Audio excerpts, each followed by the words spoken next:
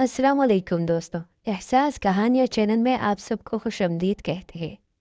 पिछले 8 दिन से मैं उस लड़की के फ़ोन का इंतज़ार कर रहा था, लेकिन उसका कोई फ़ोन नहीं आया।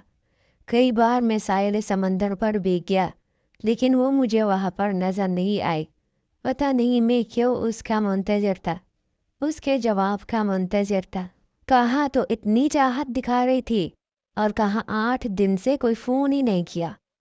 मैंने फिर से अपना मोबाइल देखा और फिर साइड टेबल पर पटक दिया। मैंने सोचा कि ये अमीर लड़कियां होती ही ऐसी हैं, इन्हें कोई फ़र्क नहीं पड़ता। ये भी हो सकता है कि वो मेरे साथ चल ना सके। ये भी एक अटल हकीकत है, इसीलिए उसने कॉल ना की हो। लेकिन पता नहीं क्यों मैं बेचैन था। बहुत बार मोबाइल पकड़ता, उसकी कॉल देखता, फिर पटक के रख देता। मैंने कहा गलती सारी मेरी ही है, मुझे उससे उसका नंबर मांगना चाहिए था। ये क्या बात हुई, मुझे तो बीच में लटका दिया। अगर नहीं भी चल सकती थी तो फ़ोन तो कर सकती थी। ये तो कह सकती थी कि मुझे तुम्हारा साथ कबूल नहीं। पता नहीं मैं किस उम्मीद पर था, क्या सुनना चाहता था। मैंने कहा कि ये अमीर ज़ादियाँ ऐसी होती हैं। शायद मैंने खुद को बहलाने की बहुत कोशिश की, लेकिन अंदर ही अंदर मुझे उसके फ़ोन का बेसब्री से इंतज़ार था। अगले रोज़ मेरे दोस्तों ने वन व्हीलिंग का मुकाबला रखा। जीतने वालों को 1 लाख की रकम मिलनी थी। यूनिवर्सिटी के वन व्हीलिंग के शौकीन वहां पहुंच गए। ये मुकाबला मेरे और एक लड़के के बीच में था, लेकिन हर कोई मेरे नाम का नारा लगा रहा था। मैं बाइक पर बैठ चुका था और अपनी पोजीशन संभाल चुका था। दूसरा लड़का भी बहुत पुरजोश नजर आ रहा था। जब हमने बाइक चलानी शुरू की तो यूनिवर्सिटी के जितने भी स्टूडेंट्स वहां पर थे, सब खामोश हो चुके थे। हमें वन व्हीलिंग पर बाइक को आगे बढ़ाना था, इसलिए मैंने अपनी बाइक की स्पीड फुल रखी। हालांकि मेरे पास बहुत अच्छी बाइक नहीं थी, लंबी ही सड़क थी जहां पर हमने करतब दिखाना था और स्पीड भी स्लो नहीं करनी थी। मुकाबला शुरू हो चुका था, कभी मेरी बाइक आगे जाती तो कभी उसकी, लेकिन मंजिल तक पहुंचने से पहले मैं उसकी बाइक क्रॉस कर चुका था। और जब बंधे रिबन को मैं तोड़कर आगे निकला तो मुझे कायनात की आवाज़ सुनाई देने लगी, कहने लगी हमजा। उस वक्त मैं वन व्हीलिंग पर बाइक खड़ी किए दोनों हाथ हवा में लहरा चुका था ताकि अपनी जीत का ऐलान कर सकूं। लेकिन कायनात की आवाज़ पर जैसे ही मैं बेसाख्ता पलटा और दूसरे ही लम्हे मेरी बाइक काबू से बाहर हुई। मैं बुरे तरीके से गिरा, लेकिन जीत चुका था।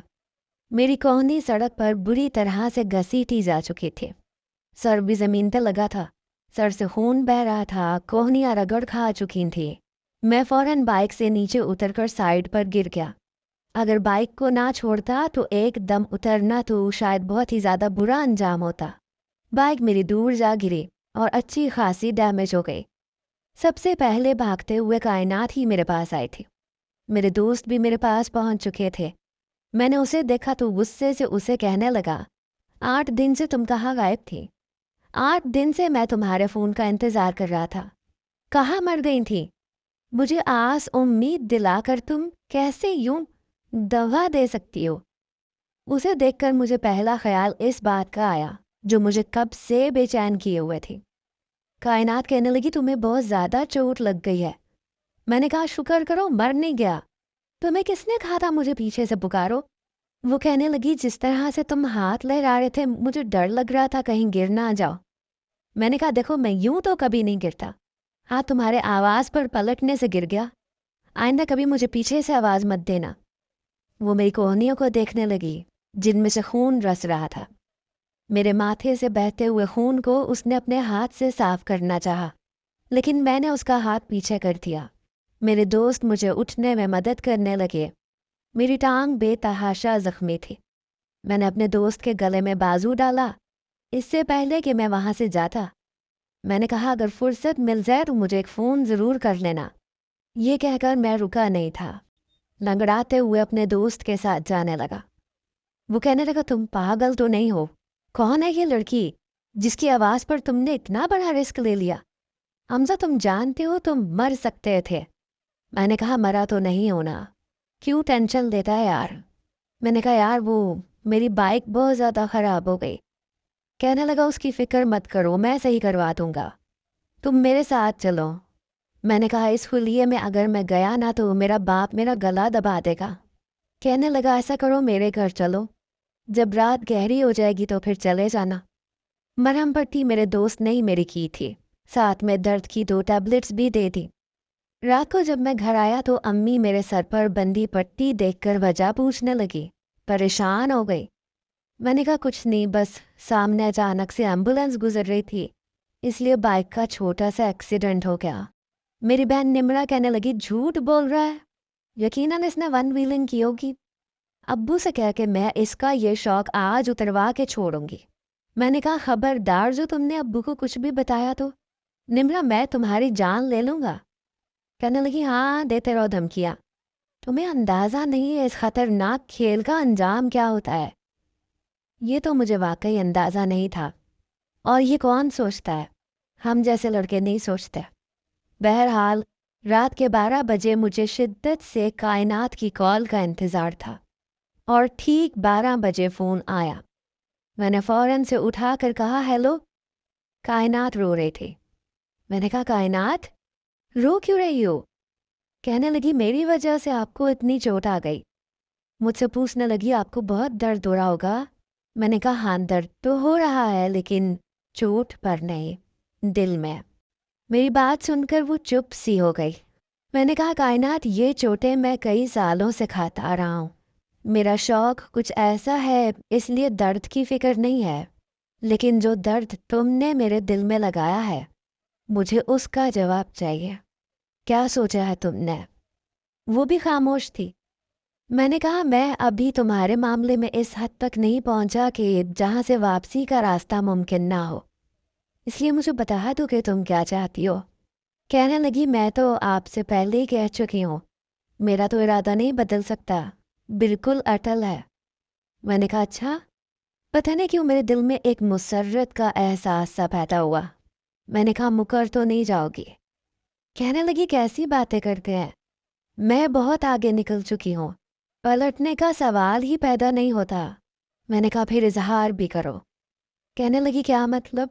मैंने कहा चलो ठीक है, मैं लड़का हूँ, पहले मैं कह देता हूँ आई लव यू। चलो शाबाश, अब तुम्हारी बारी है। मेरी बात सुनकर वो हंसने लगी। कहने लगी आप जानते तो है मेरा जवाब। मैंने कहा लेकिन फिर भी मैं सुनना चाहता हूँ, जल्दी से कहो। कहने लगी आई लव यू टू। बड़ी मीठी सी आवाज़ थी उसकी। मैंने कहा अब ठीक है। फिर मैंने उसे कहा कि अच्छा हमारी ज़िंदगी में आंधी आए या तूफ़ान, लेकिन ये बात कंफर्म है कायनात सिर्फ हमज़ा की होगी और किसी की नहीं। कहने लगी मेरे डैड मुझसे बहुत मोहब्बत करते हैं, आज तक उन्होंने मेरी कोई भी बात नहीं टाली, मेरी हर ख्वाहिश पूरी की है, मुझे यकीन है कि वो मान जाएंगे। मैंने कहा ठीक है, मैं अपने माँ बाप को मना लूँगा। कहने लगी क्या आपके वालिद मान जाएंगे? मैंने कहा बहुत मुश्किल से, लेकिन कोई बात नहीं, तुम्हारी खातिर मैं उन्हें मना लूँगा। मैंने कहा क्या ख्याल है एक आधी मुलाकात करें? कहने लगी हाँ मिलते हैं। मैंने कहा ठीक है, कब मिलोगी? कहने लगी वही साहिल समंदर पर। अगले रोज़ मैं काफ़ी तैयार होकर गया। वो अपनी गाड़ी में आई थी, लेकिन मैंने कहा कि मेरी बाइक पर बैठो। मैं उसे ये भी कह चुका था कि आज लड़कों जैसा लिबास पहनकर मत आना, हमारे घर में ऐसा लिबास कोई पसंद नहीं करता। इसलिए वो शलवार कमीज़ में आई थी, बेहद प्यारी लग रही थी। मैंने कहा बैठो। कहने लगी मुझे लड़कियों की तरह बैठना नहीं आता। मैंने कहा बहुत आसान है, सोफे पर बैठती हो ना, बस ऐसे ही बैठ जाओ और मुझे पकड़ लेना। बड़ी ही मुश्किल से सही, लेकिन वो बैठ गई। कहने लगी मैंने पहली बार ऐसा लिबास पहना है, सिर्फ तुम्हारे लिए। मैं उसे एक आम से रेस्टोरेंट में ले गया। वो बार बार उस रेस्टोरेंट को देख रही थी। मैंने कहा देखो मैं तुम्हारे शायाने शान जगह पर नहीं ले जा सकता, मेरी हैसियत मुझे इस बात की इजाज़त नहीं देती, और वैसे भी फ़िलहाल मैं अपने बाप की पॉकेट मनी पर हूँ। लेकिन मैंने बहुत से कंप्यूटर कोर्सेज कर रखे हैं और मेरा MBA भी कंप्लीट होने वाला है, अच्छी जॉब लग जाएगी। یہ بات سنकर اس نے کہا کوئی بات نہیں، میں تمہارے ساتھ ہر قسم کے حالات میں گزارا کروں گی۔ اس کی یہ باتیں مجھے بہت حیران کرتی تھیں۔ یہاں تو ہمارے مڈل کلاس کی لڑکیاں معمولی تنخواہ والے کے ساتھ گزارا کرنے کو ترجیح نہیں دیتی تھیں۔ وہ چاہتی تھیں کہ ان کا بہتر گھر میں رشتہ ان کے لیے آئے، لڑکا اچھا خاصا کماتا ہو۔ یہ امیر باپ کی بیٹی کیسے میرے ساتھ گزارا کر سکتی تھی؟ لیکن خیر، محبت کا نشہ تو میرے بھی سر پر سوار ہونے لگا تھا، اس لیے میں نے اس بارے میں سوچنا چھوڑ دیا کہ جب وہ کہہ رہی ہے کہ اس کا باپ مان جائے گا تو مان جائے گا۔ پھر میں نے بھی یہ کہہ دیا کہ دیکھو، میں جیسا بھی ہوں خوددار ہوں، اسی لیے گھر داماد بالکل نہیں بنوں گا۔ اسے کوئی اعتراض نہیں تھا۔ بہرحال پورا دن میں نے اسی کے ساتھ گزارا اور مہینے بھر کی پاکٹ منی ایک دن میں اڑا چکا تھا۔ رات کو جب میں نے اپنے والد سے خود یہ کہا کہ اب میں یونیورسٹی کے بعد چھوٹی موٹی کمپیوٹر کی جاب کروں گا، تو وہ مجھے حیرت سے دیکھنے لگے۔ کہنے لگے، یہ تم کہہ رہے ہو؟ مجھے تو لگا تھا کہ آوارہ گردی کے علاوہ تمہاری کوئی اور سوچ ہی نہیں ہے۔ میں نے کہا، ابو اب ایسی بھی بات نہیں ہے۔ کہنے لگے، اچھی بات ہے، ویسے بھی تم بڑے ہو گئے ہو، اب تمہاری عمر بھی نہیں رہی کہ تم مجھ سے پاکٹ منی لو۔ میں نے کہا، جی ہاں، اسی لیے کہہ رہا ہوں۔ پھر کہنے لگے، ویسے بھی تمہارا آخری سیمسٹر ہے، چند مہینے بعد تمہارا تعلیمی سلسلہ ختم ہو جائے گا۔ میں نے تمہاری جاب کی بات کر رکھی ہے، بہت اچھی کمپنی ہے، 50,000 سے تمہاری جاب اسٹارٹ ہوگی۔ یہ پیسے میرے لیے اس وقت بالکل ٹھیک تھے اگر مجھے کائنات سے محبت نہ ہوئی ہوتی، لیکن اب مجھے بہت سارا پیسہ کمانا تھا، اس لڑکی کی خاطر ابو کو منانا تھا۔ اگلے روز میں یونیورسٹی سے باہر آیا تو ایک بلیک کلر کی کرولا میری یونیورسٹی کے گیٹ کے بالکل سامنے کھڑی تھی۔ اس میں بیٹھا ایک شخص سگریٹ پی رہا تھا۔ میں اپنی بائک پر بیٹھنے لگا تو اس کی گاڑی کا ڈرائیور نیچے اترا۔ کہنے لگا، تمہارا نام حمزہ ہے؟ میں نے کہا، جی ہاں۔ کہنے لگا، ہمارے صاحب تم سے ملنا چاہتے ہیں۔ میں نے کہا، اچھا۔ مجھے حیرت ہوئی کیونکہ میں اس شخص کو جانتا نہیں تھا۔ میں جب اس کی گاڑی کے پاس پہنچا تو اس شخص نے اپنی گاڑی کا شیشہ نیچے کیا۔ 50-55 کے لگ بھگ، کافی سوبر پرسنالٹی کا شخص تھا، سگریٹ پی رہا تھا۔ مجھے ایک نظر سر سے پیر تک دیکھا۔ کہنے لگا، میری گاڑی میں بیٹھ جاؤ۔ میں نے تعجب سے کہا، میں؟ جی میں؟ کہنے لگا، بیٹھو، میں کائنات کا باپ ہوں۔ یہ سن کر میں کچھ حیران بھی ہوا، پھر سوچا کہ شاید اس نے اپنے باپ سے میرا کوئی ذکر کیا ہوگا۔ میں دوسری جانب سے آ کر پچھلی نشست پر بیٹھ گیا۔ وہ شخص ڈرائیور سے کہنے لگا کہ آفس چلو۔ اس کا ڈرائیور گاڑی چلانے لگا۔ 5 منٹ ہو چکے تھے لیکن اس شخص نے مجھ سے کوئی بات نہیں کی تھی، بس سگریٹ پی رہا تھا اور منہ سے مرغولے اڑا رہا تھا۔ میں نے بھی کچھ نہیں کہا۔ وہ مجھے اپنے آفس لے گیا۔ کہنے لگا، باہر نکلو۔ اپنی پوری کمپنی دکھائی جو کہ کافی عالی شان تھی، کافی صاف ستھرا ماحول تھا، جیسے اس کا گھر شیش محل کی طرح چمکتا تھا، اور آفس بھی بہت بڑا تھا۔ کہنے لگا، اس شہر میں جتنا کنسٹرکشن کا کام بڑے پیمانے پر ہوتا ہے وہ میں ہی کرواتا ہوں۔ اپنے آفس کے روم میں لے جا کر اس نے سامنے اپنی ریوالونگ چیئر پر بیٹھتے ہوئے کہا، بڑا متکبرانہ انداز تھا۔ مجھے کہنے لگا، بیٹھو سامنے۔ میں کرسی پر بیٹھ گیا۔ میں نے بھی آج تک کبھی کسی کے باپ کا تو کھایا نہیں تھا، اسی لیے سامنے بیٹھ گیا۔ کہنے لگا، میں نے تمہیں اپنی بیٹی کے ساتھ موٹر سائیکل پر گھومتے دیکھا تھا۔ ملازم نے بھی مجھے بتایا کہ تم کائنات کے ساتھ ایک بار گھر بھی آئے تھے۔ کہنے لگے، کون ہو تم اور میری بیٹی کے پیچھے کیوں پڑے ہو؟ یہ نہ سمجھو کہ میں اپنی بیٹی کی طرف سے بالکل لاپرواہ ہوں۔ وہ کیا کرتی ہے، کہاں جاتی ہے، کس کے ساتھ جاتی ہے، میں ہر پل کی خبر رکھتا ہوں، کیونکہ میری بیٹی میری جان ہے۔ کافی سخت اور باروب لہجہ تھا۔ میں نے کہا، آپ کو کائنات نے کچھ نہیں بتایا؟ وہ کہنے لگے، میری بیٹی بے وقوف ہے، اگر اس میں اتنی عقل ہوتی تو کم از کم تمہارے ساتھ اس 2 کوڑی کی بائک پر بیٹھی ہوئی نظر نہیں آتی۔ اس کا باپ ویسا نہیں تھا جیسا کائنات نے بتایا تھا، بالکل مختلف تھا، بلکہ ویسا تھا جیسا کہ امیر باپ ہوتے ہیں۔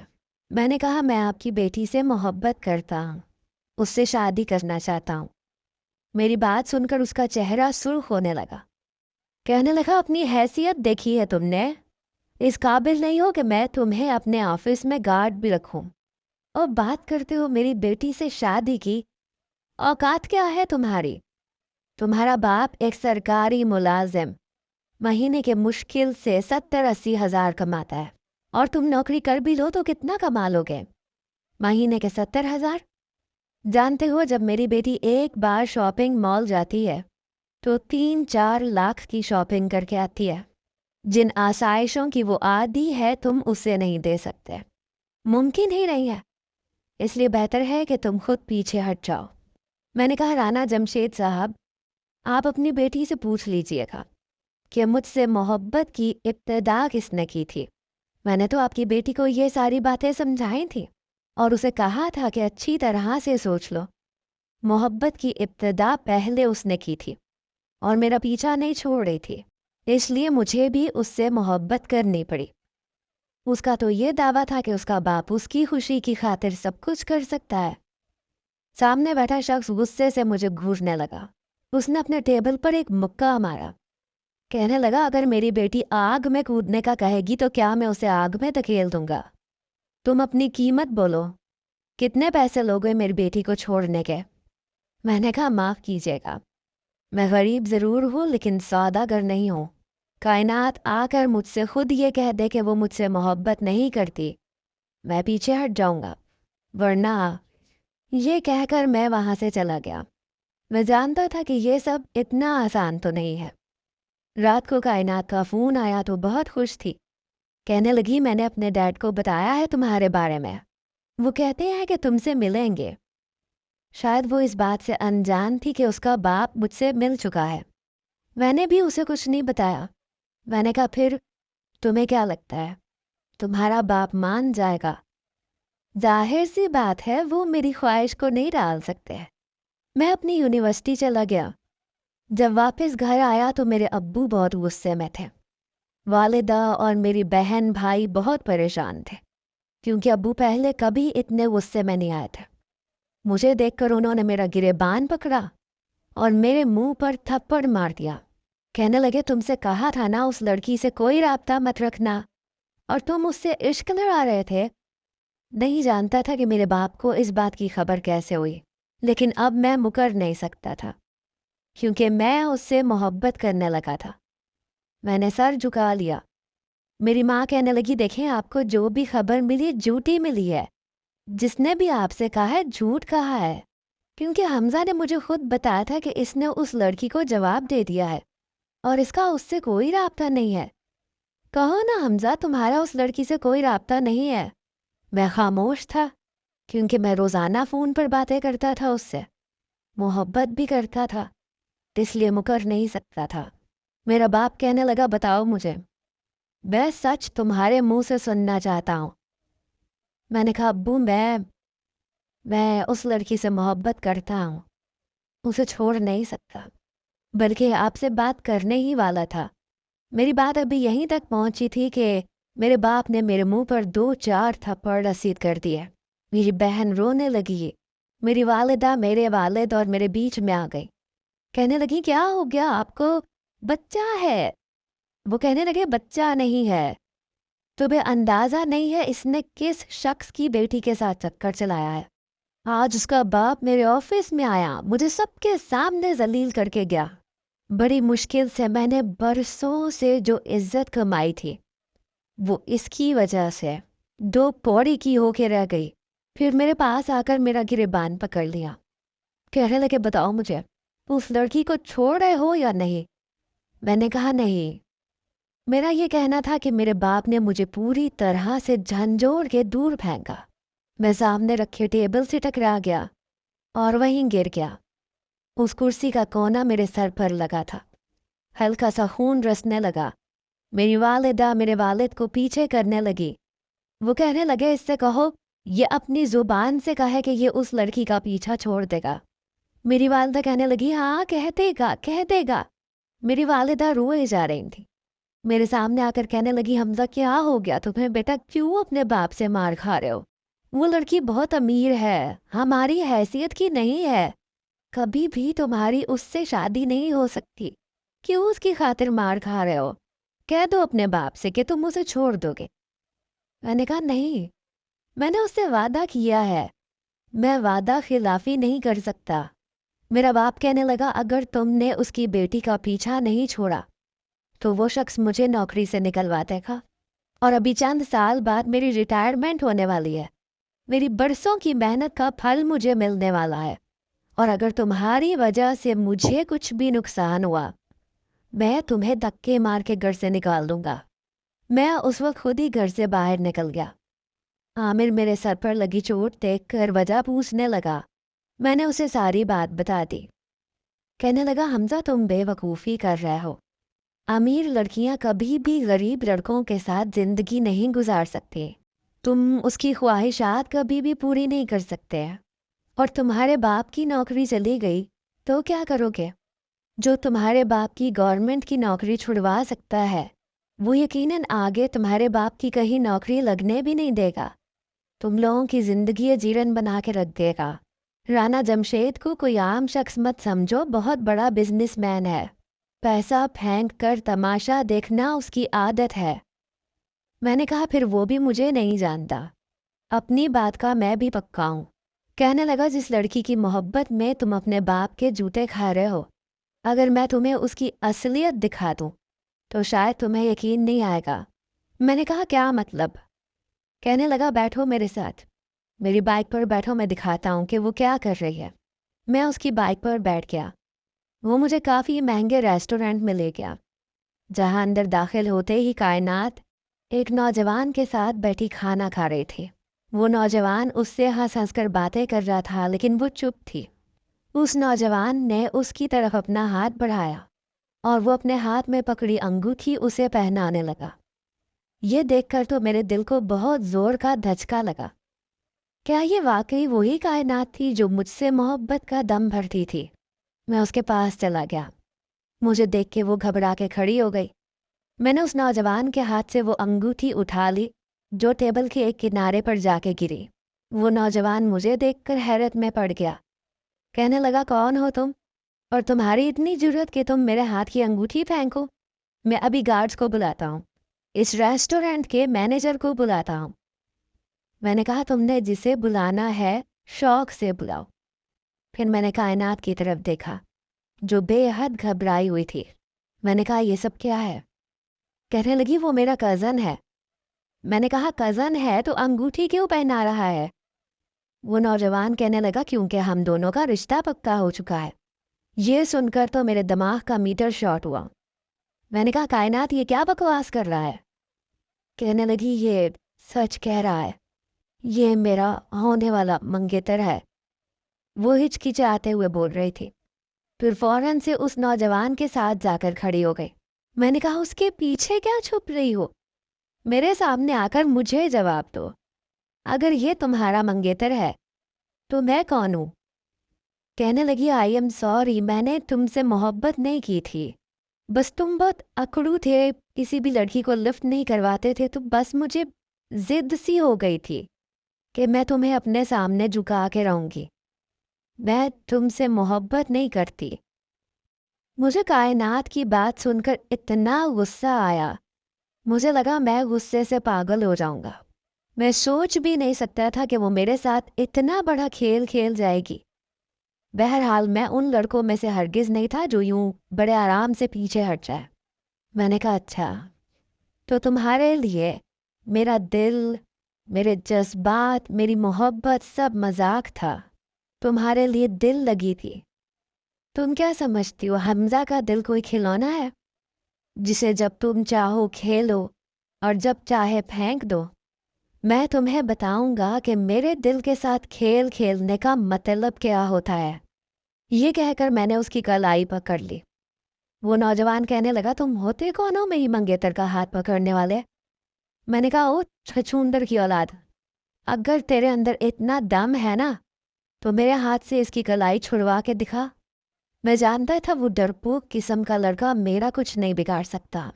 کہنے لگا میں ابھی یہاں کے اسٹاف کو بلاتا ہوں۔ سب لوگ ہمیں ہی دیکھ رہے تھے۔ میں نے کہا کسی مائی کے لال میں ہمت ہے نا تو آئے میرے سامنے، خدا کی قسم زمین میں گاڑ کے رکھ دوں گا۔ مجھ سے کہنے لگا تم اس کے باپ کو نہیں جانتے؟ میں نے کہا جا کے اس کے باپ کو بتا دو کہ میں اس کی بیٹی کو لے کے جا رہا ہوں، اور جب تک میرا بدلہ پورا نہیں ہو جاتا میں اس لڑکی کو نہیں چھوڑوں گا، وہ میرا جو اکھاڑ سکتا ہے اکھاڑ لے۔ میری بات سن کر کائنات گھبرا سی گئی، بار بار کائنات میرے ہاتھ کی گرفت سے اپنی کلائی چھڑوانے کی کوشش کرنے لگی۔ میں اسے زبردستی ہوٹل سے باہر لے گیا۔ میرا دوست بھاگتے ہوئے میرے پاس آیا، کہنے لگا حمزہ یہ کیا کر رہے ہو؟ اس کا باپ تمہیں قتل کروا دے گا، جان سے مار ڈالے گا تمہیں۔ میں نے کہا مار ڈالے، لیکن اس لڑکی کو میں نہیں چھوڑوں گا۔ یہ ہوتی کون ہے میرے ساتھ محبت کا کھلواڑ کرنے والی؟ بہت شوق ہے نا اسے محبت کا ناٹک کرنے کا۔ آج میں اسے بتاؤں گا کہ کسی کے دل کے ساتھ یوں کھیلنا کیسا ہوتا ہے۔ سامنے ہی ایک ٹیکسی کھڑی تھی، میں نے ٹیکسی کا دروازہ کھولا، میں نے اسے ٹیکسی میں بٹھایا، خود بھی ٹیکسی میں بیٹھ گیا۔ میں نے اپنے دوست سے کہا میں تمہارے گھر جا رہا ہوں، ایک نکاح خواہ کو تم اپنے ساتھ اپنے گھر لے کر آنا۔ نکاح خواہ کا نام سن کر کائنات کی جان نکلی، کہنے لگی میں تمہارے ساتھ نکاح نہیں کرنا چاہتی، تمہیں کیوں سمجھ میں نہیں آتا؟ دیکھو تم میرے باپ کو جانتے نہیں ہو۔ میں نے غصے سے اس کی طرف دیکھا، ابھی بھی اس کی کلائی میرے ہاتھ میں تھی۔ میں نے کہا تمہارا باپ مجھے نہیں جانتا۔